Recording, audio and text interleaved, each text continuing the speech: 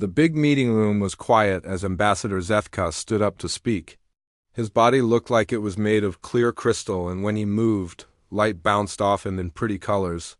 He held a thick report in his long fingers and cleared his throat to get everyone's attention. All around the huge room, different alien beings sat in their special chairs, waiting to hear what he had to say about the frozen moon they had been studying. "We have finished checking the ice moon called Kepler 442c. Zethka said in his strange voice that sounded like wind blowing through glass. "The numbers are very bad for any life to exist there." He opened the report and began reading the scary facts that made all the aliens shake their heads and make worried sounds. The temperature on the surface was 47 degrees below freezing, which was cold enough to kill most living things in just a few minutes. The air was thin and hard to breathe, with only 12% oxygen compared to what most species needed to stay alive. The wind was terrible, blowing at 90 kilometers per hour and carrying sharp pieces of ice that could cut through skin.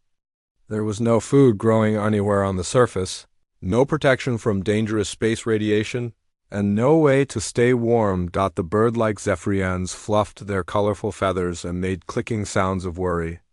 Even in this warm meeting room, they had to use special heating pads to stay comfortable. The idea of living in such cold made them shiver all over. The water-breathing depths dwellers gurgled fear through their breathing masks, because they knew that cold would freeze their gills shut in seconds.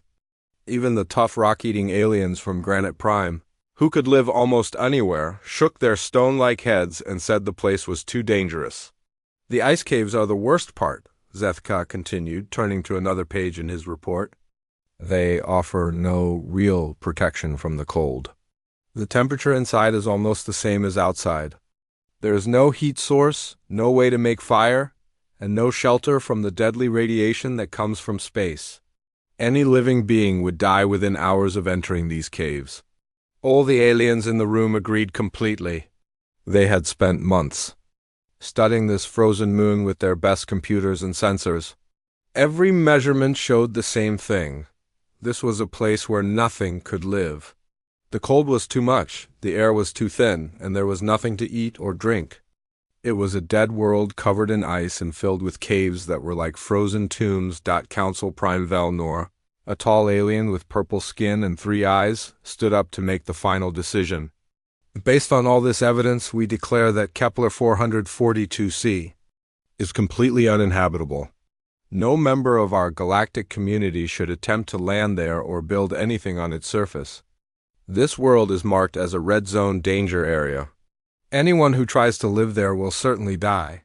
In the back of the room, in a section set aside for observers, sat Lieutenant Jake Martinez. He was 28 years old and came from Earth, representing the newest species to join the galactic community. Jake had been quietly taking notes during the whole meeting, writing down all the numbers and facts about the frozen moon. His hands were tough and scarred from years of living in dangerous places on Earth, and his eyes were sharp from always watching for threats and opportunities. Jake had grown up in Alaska, where winter temperatures often dropped to 40 degrees below zero. He had lived alone in the Canadian wilderness for 2 entire winters, hunting for food and building shelter with just basic tools. He had survived equipment failures in Antarctica that had killed other explorers who had better gear than him. When he heard the numbers that scared all these aliens, they sounded like the conditions for a difficult camping trip. Not certain death. As the meeting ended and all the different aliens began leaving the room, Jake walked up to the front where Ambassador Zethka was putting his reports away. The crystal being noticed Jake approaching and turned to face him with what might have been curiosity. "Excuse me, Ambassador," Jake said in his calm voice that carried a slight accent from growing up in America's cold northern regions. "I would like permission to go to this moon and test whether it really is uninhabitable." Zethka's crystal face showed surprise and what looked like amusement. "Lieutenant Martinez, your species told us you might ask for this. The Council has already decided based on complete scientific analysis. What could you possibly add to our research?" Jake stood straight and looked directly into the alien's strange eyes. "With respect, sir, your analysis was done using machines and quick flights around the moon. I want permission to actually live in those caves for 3 days and prove whether a living being can really survive there or not. A sound like laughter came from the other aliens who heard this conversation. A bird like Zephyrian whispered something that meant typical mammal showing off in their language. They thought Jake was just being foolish and proud like many young creatures who thought they were stronger than they really were. Ambassador Zethka's crystal features changed into something that might have been a smile, though it was hard to tell with his strange face. Very well, Lieutenant. The Council gives you permission for your experiment. However, we will not be responsible for rescuing you when you realize this task is impossible and you are about to die. Jake nodded seriously. I understand the risks, Ambassador. I just ask for 3 days to prove that what you call uninhabitable might just need a different approach. The crystal being made a note in his report. 3 days then. We will monitor your attempt and document the failure for our records. Perhaps this will serve as a useful lesson about the limits of biological survival for future reference. As Jake left the meeting room, he could hear the aliens talking among themselves about his foolish request. They had used their best science and technology to study the frozen moon, and everything told them it was a place of certain death. They could not understand why this human thought he could succeed where their advanced knowledge had proven failure. Was the only outcome, but Jake had something the aliens did not understand. He had grown up learning that the difference between a deadly environment and a challenging one was often just a matter of knowing what to look for and how to use what you found. The aliens saw numbers that meant death. Jake saw numbers that meant he would need to work harder and think smarter than usual. In 3 days, he would find out which view was correct. 3 days after the council meeting, Jake stood at the open door of the transport ship, looking down at the white and gray surface of the frozen moon below. The land stretched out forever in all directions, broken only by sharp ice formations that looked like frozen teeth and dark holes that marked the entrances to cave systems. The whole world looked like it had been dead for thousands of years. Captain Lisa Webb stood beside him, checking his equipment one last time. She was a tough pilot from Oregon who had flown in dangerous places all over the galaxy. Her breath made white clouds in the cold air as the ship prepared to open its cargo bay door completely. You have basic cold weather clothes, food for 5 days, a simple shelter kit, regular tools, and an emergency radio, she said, making sure everything was tied down properly on his backpack. The council said you can only take basic equipment, Lisa continued, pulling her jacket tighter as the temperature dropped. No fancy heating systems, no air makers, nothing they called too advanced for a fair test. She looked worried as she spoke because even with all his training, this was going to be very dangerous. Jake nodded and adjusted the straps on his pack. The gear was standard human military equipment, the same kind any well-trained soldier might carry into battle or on a mission. To the alien council members watching from their safe monitoring station, it probably looked very primitive and simple. To Jake, it was everything he needed to stay alive and prove his point. The cave system you picked is about 2 kilometers from where we will land, Lisa said, pointing to a dark spot in the white landscape below. Our ship's computers confirm what the council said about this place. It is cold, it is hostile, and it will test every skill you have learned. I understand, Jake replied, pulling on his thick gloves and checking that his radio was working properly. See you in 3 days, Lisa. The cargo bay door opened with a loud mechanical sound, and immediately the moon's atmosphere rushed into the ship like a living thing trying to get inside. The cold hit Jake like being punched by a giant fist, even through all his protective clothing. His breath turned to ice crystals instantly, and he could feel the moisture in his nose starting to freeze. The wind carried a sharp, thin sound that was unlike any wind he had ever heard on Earth, but Jake had felt serious cold before. He had experienced the kind of cold that made his bones ache and his thoughts move slowly. He had lived through nights when the temperature dropped so low that exposed skin would freeze in less than a minute. This was just another environment to understand and master, like the mountains of Alaska or the ice fields of Antarctica. He rappelled down from the transport ship on a strong rope. his boots hitting the ice-covered ground with a satisfying crunch. The surface beneath him was solid ice mixed with rock and frozen bits of what might have been plants or animals from long ago. Before this moon had moved into a colder orbit and everything had died, the cave entrance Jake had chosen from the pictures, taken by orbiting ships, was a natural hole in the ground, carved by thousands of years of wind and occasional warm air from deep underground. It went down at a gentle angle into the moon's crust, with several rooms and passages that would give him options for shelter and protection from the surface wind. As Jake walked across the frozen landscape toward the cave, he could hear the wind getting stronger. The sound was different from Earth winds because the air was thinner and sharper. It carried ice crystals that hit exposed skin like tiny needles, and it made a whistling sound that seemed to come from everywhere at once. His instruments confirmed what the council had measured: 45 degrees below zero, with wind gusts reaching 80 kilometers per hour. The cave mouth grew larger as he approached it, looking like a dark wound in the white landscape that seemed to breathe out cold air like a sleeping monster. Jake paused at the entrance and took one last look at the alien sky above him, with its strange colors and unfamiliar stars. Then he stepped into the darkness of the cave, leaving the howling wind behind. Inside the cave, everything was exactly as the orbital scans had shown. It was a series of connected rooms carved from ice and rock, with tunnels leading deeper into the moon's interior. The temperature was actually a little warmer than outside, probably around 40 degrees below zero, and the wind was completely blocked by the thick walls. Jake set down his heavy pack and began his first important task: exploring and mapping the area. Using a simple LED headlamp that cast a bright white beam in the darkness, he walked through the immediate area, building a mental map of the cave's layout and looking for the best place to set up his base camp. The main room was about 20 meters across and 15 meters deep, with a floor that was mostly flat and a ceiling high enough that he could stand up straight without hitting his head.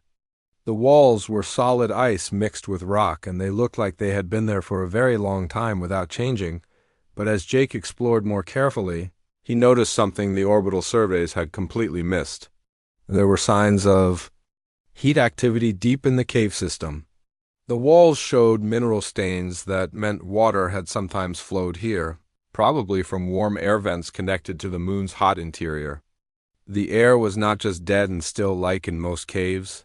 There was a subtle movement that meant the cave system was much more complex and active than the surface scans had revealed. Jake smiled grimly as he began taking his equipment out of his pack. The Galactic Council had declared this place uninhabitable based on surface conditions and basic environmental measurements. They had not thought about the most important factor in any survival situation: human ability to adapt and find ways to use what was available. He set up his radio and made his first contact with Captain Lisa, who was waiting in orbit above. "Lisa, this is Jake. I am inside the cave system and beginning setup. Initial assessment is positive. The cave provides complete wind protection and the temperature is several degrees warmer than the surface." "Copy that, Jake." Lisa's voice came back clearly through the radio. "For reference, surface conditions are getting worse. The monitoring station shows minus 47 degrees with wind gusts up to 95 kilometers per hour. How are you? Feeling down there?" Jake looked around the cave's main room, already seeing opportunities and possibilities that the Council's computers had missed. The walls that looked dead and lifeless to orbital sensors showed signs of water and heat to someone who knew how to look. The floor that seemed impossibly cold to alien scientists was actually warmer than many places Jake had slept during his survival training. "Tell the Council I am just getting started," Jake replied into his radio. "This place has more potential than they realized." As he began to unpack his gear and plan his shelter, Jake thought about the fundamental difference between how he was approaching this challenge and how the aliens had approached it. They had looked at this cave as engineers, comparing environmental numbers to the biological needs of their species. Jake was looking at it as a survivor, searching for advantages to exploit and resources to use. The wind howled across the moon's surface far above him, but down here in his chosen sanctuary, Surrounded by walls that had protected this space for thousands of years, the sound was actually almost comforting. It reminded him that he was safe from the worst of the environment. And now he could focus on the interesting work of turning this cave into a home. By the end of his first day in the cave, Jake had changed the main room from a cold, empty hole into something that looked like a place where someone could actually live. The work had required every skill he had learned during years of wilderness survival training, but now those skills were being used in an alien environment that wanted to kill him in ways Earth never could. His first job had been dealing with the floor, which was the biggest danger to his survival. The cave floor was solid ice covered with a thin layer of rocky debris, and this combination would steal body heat faster than any sleeping bag could replace it. If he slept directly on this surface, he would be dead from hypothermia within hours, no matter how good his equipment was. Using his military shovel, Jake had carefully carved blocks of ice from the cave walls, creating a raised platform in the center of the room. This platform would keep him off the deadly cold floor and provide a foundation for his shelter. Between the ice blocks and the floor below, he stuffed spare clothing, equipment padding, and anything else that could serve as insulation to block the transfer of cold from the ground into his sleeping area. The shelter itself was where Jake's real creativity showed. His standard military emergency shelter was designed for Earth conditions and would have been completely useless in this environment. The thin material and simple design that worked fine for a cold night in a forest would not protect him from the deadly cold of this alien moon. Instead of trying to use the emergency shelter as it was designed, Jake used it as just the starting point for something much better. Using strong cord from his kit and metal spikes that he had reshaped from tent stakes, Jake created a framework that hung from the cave ceiling like a spider web. Over this framework, he stretched the emergency shelter material, then added layer after layer of emergency blankets, spare clothing, and even strips of material that he cut from parts of his backpack that he did not absolutely need. The result was a dome-shaped shelter with multiple layers that would trap and hold body heat while still allowing enough airflow to prevent dangerous moisture buildup that could freeze and make him even colder. It looked rough and improvised, but it was engineered based on principles Jake had learned in some of the coldest places on Earth. But the real breakthrough was Jake's heating system, which solved the problem that had made the Galactic Council declare this place uninhabitable. The Council's environmental assessment had noted that the cave stayed at a constant temperature of around 40 degrees below zero. What they had not understood was that this consistency meant thermal stability. The caves might be cold, but they were not getting colder, and that stability suggested there might be heat sources to find and use. During his exploration of the cave's side passages, Jake had found exactly what he was looking for. In a small tunnel where the mineral stains on the walls were most obvious, he had discovered the source of those stains, a tiny but steady flow of liquid water that was seeping from cracks in the rock, probably heated by thermal vents that went deep into the moon's core. The water was barely above freezing, but it was liquid, and more importantly, it was moving.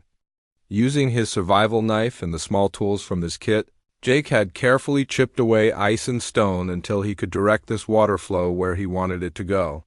He carved a shallow channel in the ice floor that directed the water around the edge of his shelter area in a rough circle. The flowing water would not freeze as quickly as standing water, and even though it was just barely above freezing, it gave off enough heat energy to raise the temperature in his immediate area by several degrees. Those few degrees made the difference between a temperature that would kill him slowly and a temperature he could survive and even be comfortable in. When his radio crackled to life for the day's first scheduled check-in, Jake was feeling confident about his progress. Captain Lisa's voice came through clearly in the cave's still air. "Jake, this is Lisa up in the transport. How are you holding up down there after your first day?" Jake keyed his radio transmitter and gave his report. "Day 1 complete, Lisa. Shelter is built and working, water source located and put to use, heating system in place and functioning. Current temperature inside my shelter area is 38 degrees below zero, no wind and good airflow." There was a pause on the other end of the transmission, And Jake could imagine Lisa checking her instruments and probably talking to the Galactic Council monitoring team. Copy that, Jake. For your information, the monitoring station is showing surface conditions of 46 degrees below zero with wind gusts up to 95 kilometers per hour. The council members are very interested in your progress reports. Tell them I am just getting warmed up, Jake replied. And he meant it as a joke, even though it was also completely true. That evening, as Jake settled into his improvised shelter, with a hot meal made from his emergency rations, he thought about what he had accomplished. The shelter was warm enough that he could take off his outer gloves to eat without his fingers getting dangerously cold. His water source provided enough liquid for drinking, cooking, and basic washing. The cave's natural protection from wind and radiation was better than many military bunkers he had lived in during his service. The Galactic Council had declared this place uninhabitable because they had approached it, like engineers and scientists, looking at environmental numbers and comparing them to what their species needed to survive. They had seen the cold, thin air and lack of obvious resources and concluded that life was impossible here. Jake had approached the same environment like a survivor, looking for opportunities to exploit and advantages to use. Where the aliens saw deadly cold, Jake saw thermal stability that meant consistent conditions he could plan around. Where they saw empty caves, Jake saw protection from wind and weather. Where they saw no resources, Jake found water and heat that could be captured and directed. As he settled down to sleep in his layered cocoon of improvised insulation, Jake could hear the wind howling across the moon's surface far above him. Down here in his carved-out sanctuary, surrounded by ice walls that had stood for thousands of years, the sound was oddly peaceful and comforting. The aliens had spent months studying this place with their advanced technology and had concluded it was certain death for any living creature. Jake had spent one day here with basic equipment and human ingenuity, and he was not just surviving, he was comfortable tomorrow. He planned to start working on improvements that would make this place not just livable, but actually pleasant. He was beginning to think that 3 days might not be enough time to show everything this cave system could offer. Day 2 brought the kind of weather that would have sent most Galactic Council species running for their environmental suits or emergency evacuation ships. A massive storm system had moved across the region during the night, dropping surface temperatures to 52 degrees below zero and creating wind speeds that reached over 120 kilometers per hour. The storm was so violent that it could be heard even deep inside the cave system.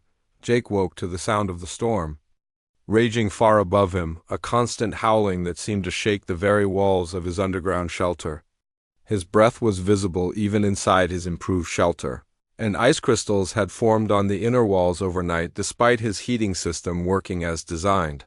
But he was alive, warm enough to function normally, and ready to continue proving his point to the watching aliens. The first task of the day was expanding his thermal management system, because Jake had discovered something during his exploration that would change everything. The cave system was much bigger and more complex than the orbital surveys had shown. More importantly, the deeper passages showed clear evidence of serious geothermal activity, real heat coming up from the moon's core. Using rope from his survival kit and his LED headlamp for light, Jake carefully made his way down into the cave's lower levels. The passages were narrow and dangerous, carved by thousands of years of water flow and heating and cooling cycles. The rock was sometimes slippery with ice, and sometimes rough enough to tear clothing. But as he went deeper, the temperature gradually got warmer. At about 30 meters below his main camp, Jake found exactly what he had been hoping for, a small chamber where actual steam was coming up from cracks in the rock floor. The steam meant there was liquid water under pressure somewhere below, heated by the moon's core and forced up through the rock.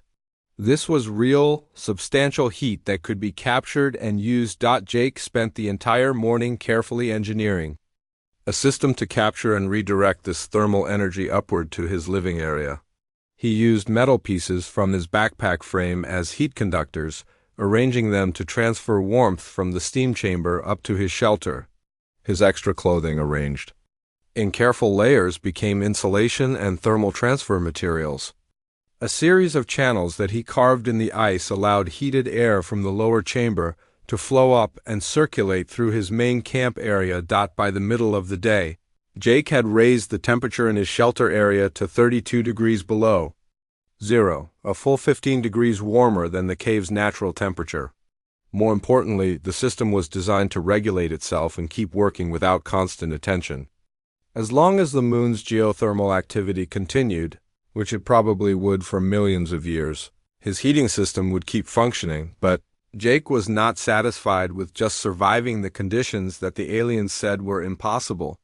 He was determined to prove that a human could actually thrive in this environment and live comfortably for as long as necessary. His afternoon project was food production, which addressed one of the Council's main concerns about long-term survival. The emergency rations in his pack were enough for 5 days, but Jake had committed to only 3 days and wanted to show that someone could live here indefinitely if needed. The cave's ecosystem appeared completely dead and barren, but Jake had learned never to assume that any environment was completely without life. In the deepest passages he could safely reach, where his new heating system had warmed the air to nearly 20 degrees below zero, Jake found what he was looking for: primitive but definitely living organisms. Colonies of bacteria that could survive in extreme conditions had formed around the geothermal vents, creating thin films of organic matter that could be harvested and processed into food. These bacteria were not the first life forms Jake had seen in extreme environments. During his survival training in Earth's polar regions, he had learned to identify and use similar organisms that lived in conditions that would kill most other life forms. They were not delicious, but they were rich in protein and could supplement his emergency rations or even replace them if necessary. Using techniques he had practiced in the Arctic, Jake began cultivating and concentrating these microorganisms in small containers made from his equipment. The process was slow and required careful attention to temperature and moisture, but within hours he had produced enough supplemental protein to extend his food supply significantly. More importantly, the existence of these bacteria proved that the cave system could support life. It just required the right knowledge and approach to find and use it. His evening communication check-in brought news from the surface that made his achievements even more impressive. "Jake, this is Captain Lisa calling from the transport ship. The storm up here is beyond anything the orbital weather predictions showed. We have zero visibility on the surface, temperatures are at record lows for this region, and frankly the Galactic Council monitoring team is amazed that we are still receiving your radio signal." Jake looked around his enhanced shelter, which was now warm enough that he could work with his hands uncovered for short periods. He had heat, water, food, and room to expand his operations if needed. "Tell them the weather is fine down here. Lisa, I have got heat, I have got water, I have got food, and I have got space to grow. This place is not uninhabitable. It just requires a little human creativity and effort." "Copy that, Jake. For what it is worth, you have some very interested observers up here. The Council is requesting detailed technical reports on everything you are doing down there. They want to know exactly how you are accomplishing what their computer said was impossible." Jake smiled as he prepared for his second night in the caves. Outside, the storm continued to rage with the fury of an alien world trying to kill everything on its surface. Inside his carved-out sanctuary, warmed by the moon's own geothermal energy and protected by techniques developed in Earth's harshest environments, he was not just surviving, he was proving a fundamental point about human capabilities. The difference between an uninhabitable environment and a challenging one was often just a matter of perspective and approach. The aliens had looked at this place and seen death. Jake had looked at the same place and seen opportunities. Humans did not just endure hostile environments by hiding from them or avoiding them. They learned to make those environments work for them, turning challenges into advantages and obstacles into resources. What the Galactic Council called impossible, humans called Tuesday. On the morning of day 3, Jake Martinez woke to complete silence. The massive storm that had raged for nearly 20 hours had finally passed, leaving the moon's surface covered in fresh layers of ice and frozen debris that sparkled in the light of the distant sun.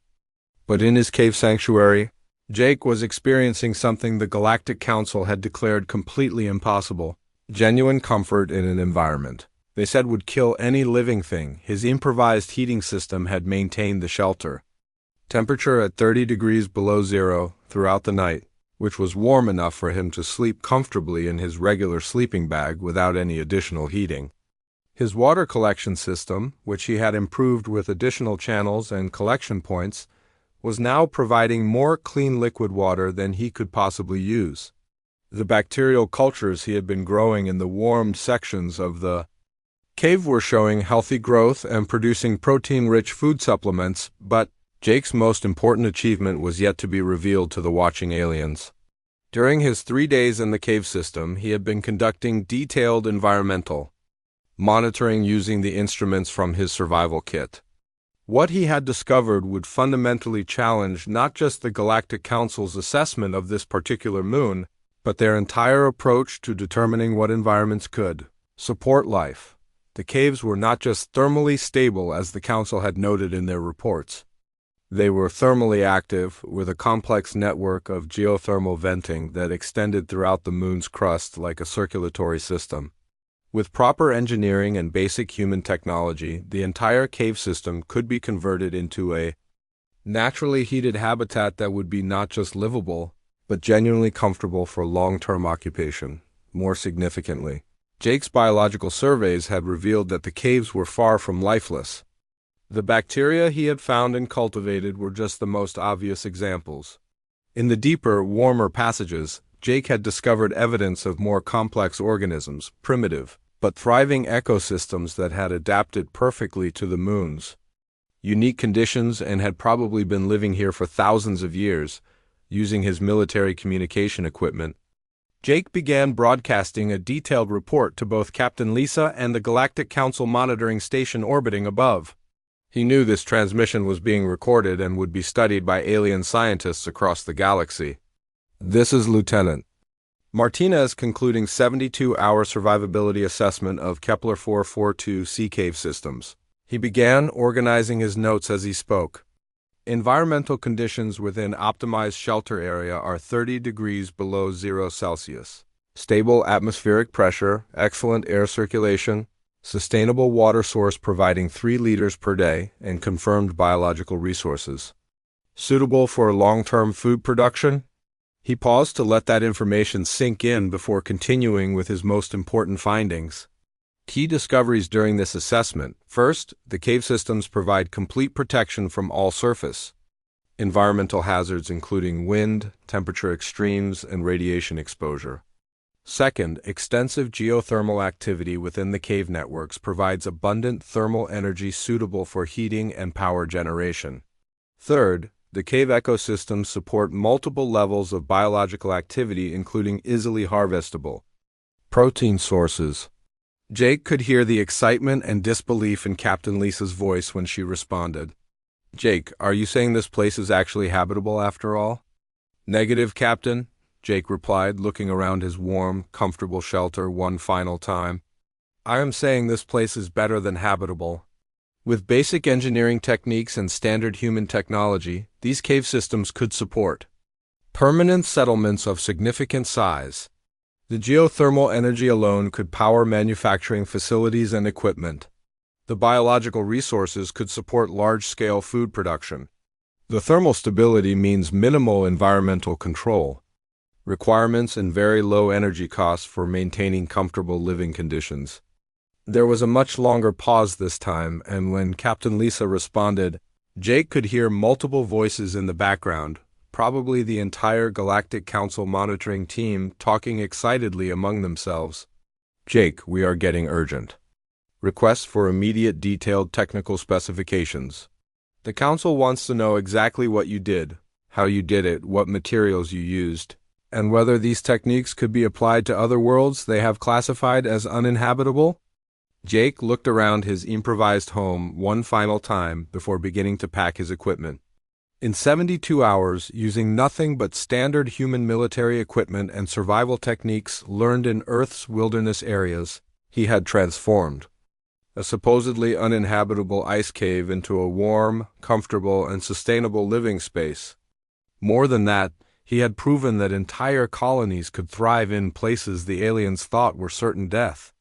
"Tell them it is simple, Captain," Jake said as he carefully dismantled his heating system and packed his gear.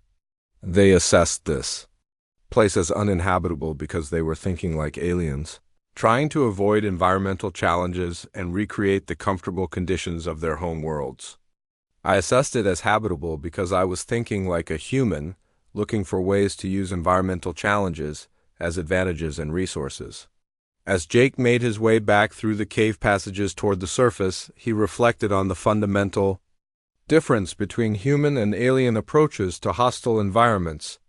The Galactic Council species had evolved on worlds with stable, comfortable conditions, and when they encountered environmental challenges, their first instinct was to avoid them, control them, or retreat to safer conditions.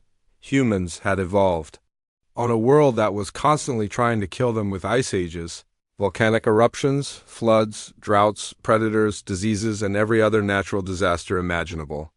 When humans encountered environmental challenges, their first instinct was to figure out how to overcome them, use them, and eventually make them serve human purposes. The aliens had sophisticated technology, advanced science, and detailed environmental monitoring capabilities. But they had approached this moon like engineers trying to build a perfect habitat from scratch. Jake had approached it like a survivor trying to work with what was available and turn problems into solutions.